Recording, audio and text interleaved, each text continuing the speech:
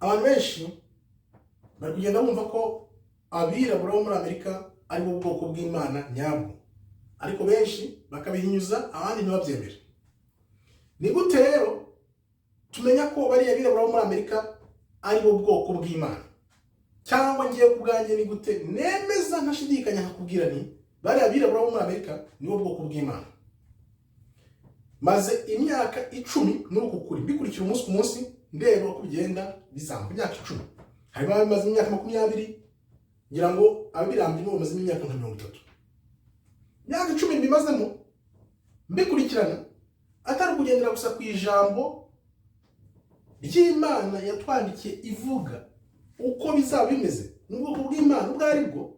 Kuko iyo ubwiye abantu babirabura muri Amerika ni ubwoko bw'Imana, barabipinga bakabihakana, kandi noneho ukoresheje ijambo ry'Imana, ugakoresha ibisekuruza uko byagiye bikurikirana, ugahuza n'amateka. Kuri iyo mpamvu rero, kubera ko abantu banga kumva ukuri kwanditse ijambo ry'Imana, bakemezwa n'ibyo babona n'amaso, niyo mpamvu nashyize hamwe ingingo 10 zerekana ko bari abirabura muri Amerika ari bo bwoko bw'Imana bidasubirwaho, kimwe n'abandi bari hirya no hino yaba muri Afurika batatanye, ariko twibande ku bari muri Amerika. Ingingo ya mbere rero, nkuko nabivuze, maze imyaka 10 mbikurikira, mbireba umunsi ku munsi, icyumweru ku cyumweru, ukwezi ku kwezi, uko bagenda bakora. Nanjye ndagenda ntungura kuko mbona ko ijambo ry'Imana riri kugenda risohoza. Ingingo ya mbere, abantu benshi bari kugenda bakanguka bumva ko bari abirabura ari ubwoko bwo muri Amerika. Mbere banyuragaho aho bigisha nta n'umwe ubyitayeho, ariko ubu bari kugenda babyitaho, bazana na Bibiliya zabo kugira ngo barebe ko barwanya abo bantu, babatsinde ku byo bari kuvuga. Kubera iki? Kubera ibyo bigishijwe bumvise, none bakavuga bati reka dufate cyane twumvise, tugende twereke bari abantu bari mu bwoko bw'Imana ko atari bo. Ni ukuvuga ngo impamvu iri gutuma abantu bataza gusimba ukuboko bakazana Bibiliya zabo kugira ngo bajye guhangana n'abo bantu, nta wundi muntu umwe bajya kurwanya bakoresheje ijambo. Ni ukuvuga ngo ijambo ry'Imana ni ukuri, bari abirabura muri Amerika ni ubwoko bw'Imana, kuko bafite ijambo, bari ku muhanda, bari kwigisha. Nawe ufashe umwanya ugiye kuzana ijambo ngo uze wigishe cyangwa se uhangane no gukoresha ijambo, ariko byanze bikunze bakagutsinda, nkuko ngiye kubikubwira mbikwereke mu mwanya uza kuza impamvu udashobora kurwanya batsinde, kuko biranditse ko igihe nk'iki bazakanguka bakamenya ko ari ubwoko bw'Imana. Ingingo ya kabiri rero yerekana ko bari abirabura muri Amerika ari bo bwoko bw'Imana, nuko abantu benshi bari barigize ba ntibindeba, bagasuzugura ibyo bigisha. Ubu ngubu nabo bari gukanguka bakagenda bakumva ibyo bigisha, bamara kumva ibyo bigishije bagakanguka. Urabivuze ko abantu bashobora kuba ari ubwoko bw'Imana, urabibona. Kuko iyo umuntu akubwiye ikintu kiri ukuri cyangwa kitari ukuri, uko ubyitwaramo amaso areba arabibona. Ni ukuvuga ngo bari abantu byanze bikunze bakomeje bigisha ko ari ubwoko bw'Imana, ariko igihe kirageze ubu ngubu abantu bari gukanguka, noneho bari kubyitaho kugira ngo bumve koko ibyo abantu bavuga niba ari byo. Babivuga wajya utarabyitagaho, ikintu cya mbere tubona nawe tubyemeza ko ari ubwoko bw'Imana, kuko igihe cy'Imana bitegereje cyarageze. Ingingo ya gatatu rero yerekana ko bari abirabura ari ubwoko bw'Imana, nuko abenshi bajya kumva ubuhamya n'ubutumwa baba batanga, ikibagaragaraho mu maso, kibagaragaraho bwa mbere ni agahinda n'amarangamutima baterwa no kumva uko kuri bahishwe imyaka n'imyaka. Ako gahinda gaterwa n'iki? Nuko bareba inyuma, basubiza amaso inyuma, bakareba ibyakorewe buriya bwoko bw'Imana bw'abirabura bari muri Burayi no muri Amerika, noneho bareba ingaruka zizabikurikira, akaba ariko gahinda n'intimba, nkuko byanditse muri Yeremiya 16:19 ko bazavuga ngo twarazwe ibinyoma. Nibyo bigaragara, nuko igihe kitaragera kugira ngo noneho icyo cyanditswe cya Yeremiya gisakare mu bantu bose. Biraje. Ingingo ya kane rero itwereka ko abirabura ari bo bwoko bw'Imana bidasubirwaho bari muri Amerika cyane cyane n'abandi bari hirya no hino muri Afurika, nuko uburyo bigisha abantu bavuga ingaruka zizabivaho. Hari benshi batemeranywa nabyo, nanjye ubwanjye ntabwo nemeranywa nabyo, kuko bamwe na bamwe muri bo bajya kure bakaba bashyiramo amarangamutima arenze kubera wenda umubabaro bagize, bakavuga bati nta wundi muntu uzakizwa, nta wundi muntu uzajya mu ijuru usibye twebwe twabaye cyane. Njyewe rero ntabwo ariko mbibona, kuko nzi neza ko mu ijambo ry'Imana handitsemo ko n'abanyamahanga nabo bandi bavuga babagiriye nabi badashaka ko bakizwa hariho bazakizwa. Uko bazakizwa rero nuko bazaca bugufi bakemera guca bugufi kugira ngo babe abagaragu b'abariya birabura bari muri Amerika. Biranditse uko bizagenda bizahinduka, abari hejuru bazajya hasi, abari hasi bajye hejuru. Abenshi rero babibwiwe ntabwo babyemera ntibabyumva, kuko arareba akavuga ati uyu munsi mfite ubuyobozi, mfite ubutegetsi, mfite imbaraga, mfite igisirikare, mfite byose. Byashoboka gute ko uyu mwirabura navanye mu bucakara nkamuzana ahangaha kaba muhagaze hejuru ari kure yanjye, ngende hano wari hano nzaba umucakara we? Benshi ntibabyumva rero. Niyo mpamvu abirabura b'ubwoko bw'Imana bari muri Amerika nabo bashyiramo imbaraga kugira ngo babumvishe bakoresheje ijambo ko bizabaho, bizasohoka. Benshi rero ntibabyumva. Ingingo ya 5, ese nemera ko hari abanyamahanga bazakizwa nk'uko basi kubivuga? Abenshi mu birabura b'ubwoko bw'Imana muri Amerika ntabwo babyemera. Baravuga bati twarababaye, turahangayika, ibyo mwadukoreye ntawe dushobora kuzasanga ubwami namwe, ntibishoboka.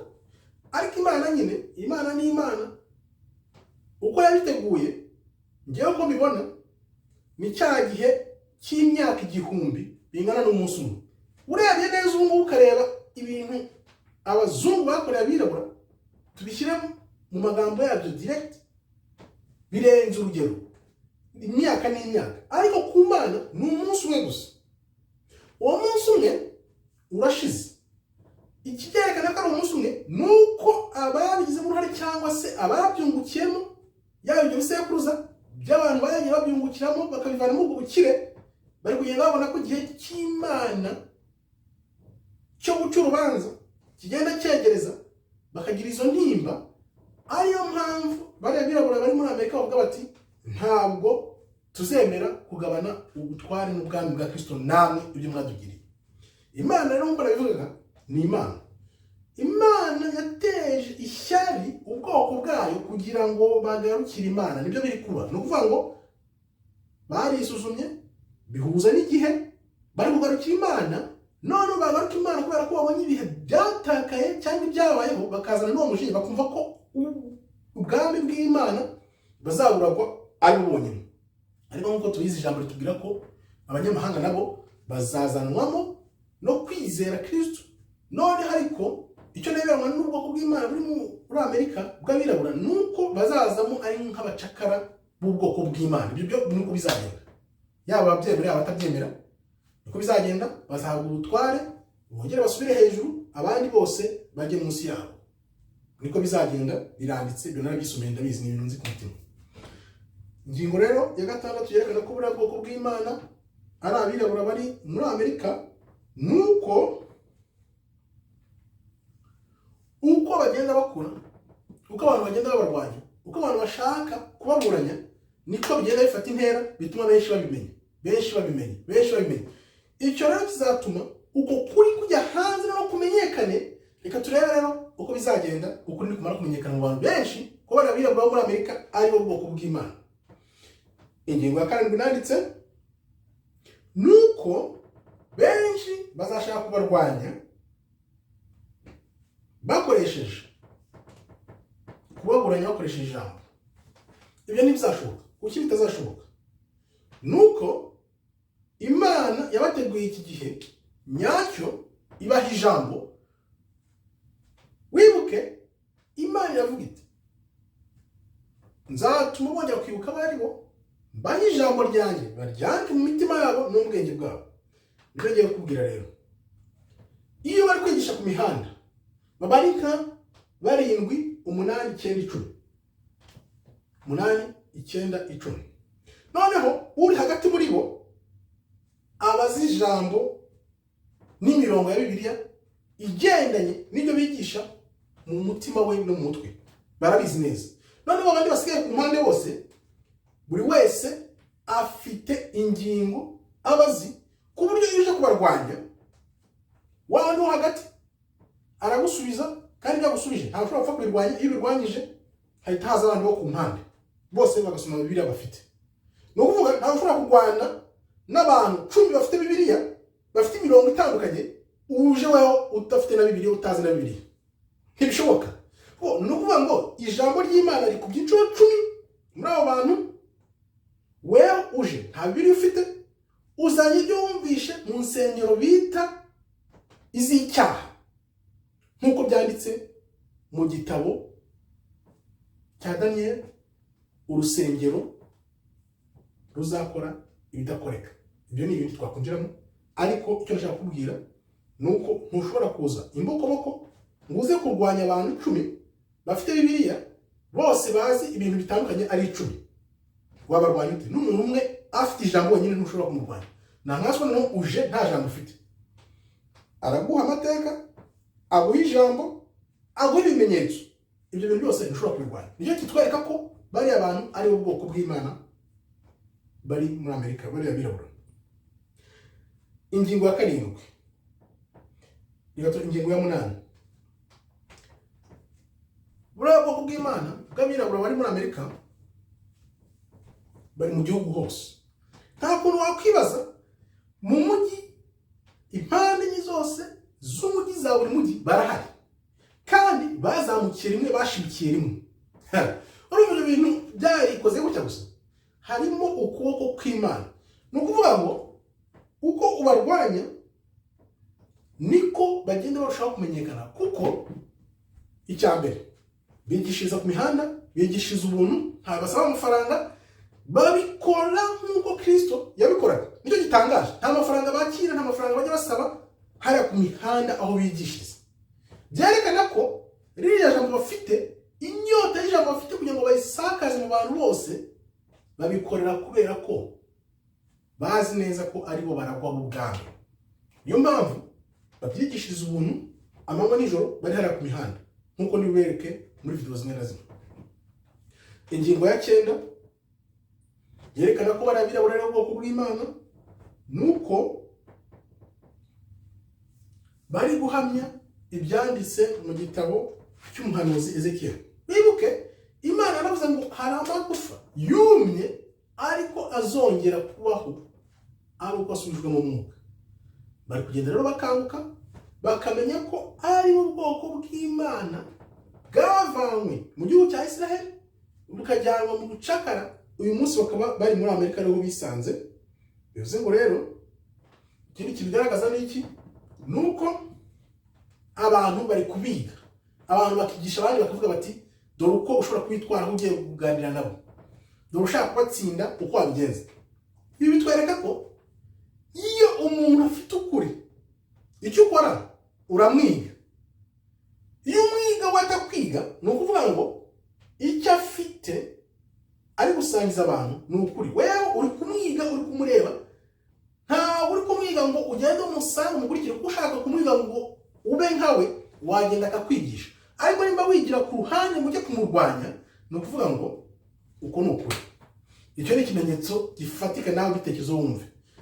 Mfite ukuri, ukaba uzi ko mfite ukuri, cyangwa se ukabona gushidikanya, ntabwo ujya kwigira ngo uze ubone uko ndwanya, ahubwo uraza ukavuga uti reka manza numva ibyo uriya muntu avuga, noneho ndebe. Nzi neza ko umuntu wese wumva ririya jambo bigisha ibyo bavuga agahuza n'ibihe, ntabwo ushobora gushidikanya ko abantu atari ubwoko bw'Imana. Ntushobora, kuko bihe nibyo bigiye kubyerekana vuba, abantu bose bagatangara.